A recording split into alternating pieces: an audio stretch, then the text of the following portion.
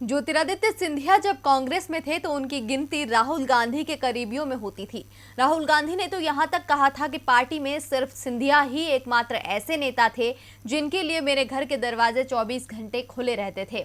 लेकिन एक साल पहले सिंधिया राहुल गांधी के दरवाजे पर न जाकर बीजेपी के दरवाजे पर पहुंच गए और कल जब राहुल ने कहा कि सिंधिया को कांग्रेस में वापस आना होगा तो उसका जवाब आज सिंधिया की ओर से भी आ गया। तो क्या कहा ज्योतिरादित्य ने, देखिए ये रिपोर्ट। ज्योतिरादित्य सिंधिया को कांग्रेस छोड़े एक साल हो गया है, लेकिन सिंधिया और राहुल की करीबियों को लेकर चर्चाएं अभी भी हो रही है।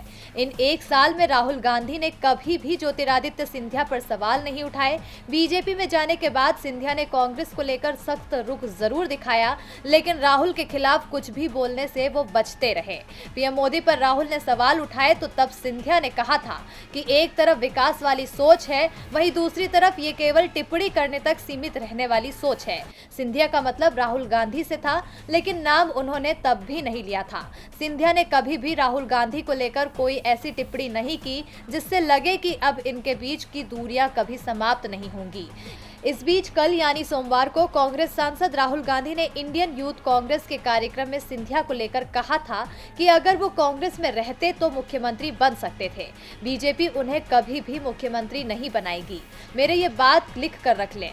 सिंधिया को कांग्रेस में आना ही होगा। राहुल गांधी का ये बयान कल से ही चर्चाओं में बना हुआ है और अब ज्योतिरादित्य सिंधिया ने भी राहुल गांधी को जवाब दिया है। सिंधिया ने कहा कि राहुल गांधी जिस तरह आज चिंतित नजर आ रहे हैं और अब उससे लेकर बयान दे रहे हैं, अगर इसी तरह उन्होंने उस समय चिंता जताई होती जब मैं कांग्रेस में था तो आज स्थिति ही अलग होती। सिंधिया का इशारा था कि जब वो कांग्रेस में अपने वजूद को लेकर परेशान थे उस समय उनकी क्यों नहीं सुनी गई। सिंधिया कांग्रेस के प्रदेश अध्यक्ष पद पर दावा कर रहे थे, लेकिन राज्य के राजनीतिक समीकरणों को देखते हुए सिंधिया को कांग्रेस की कमान नहीं दी गई थी। डीबी लाइव की रिपोर्ट।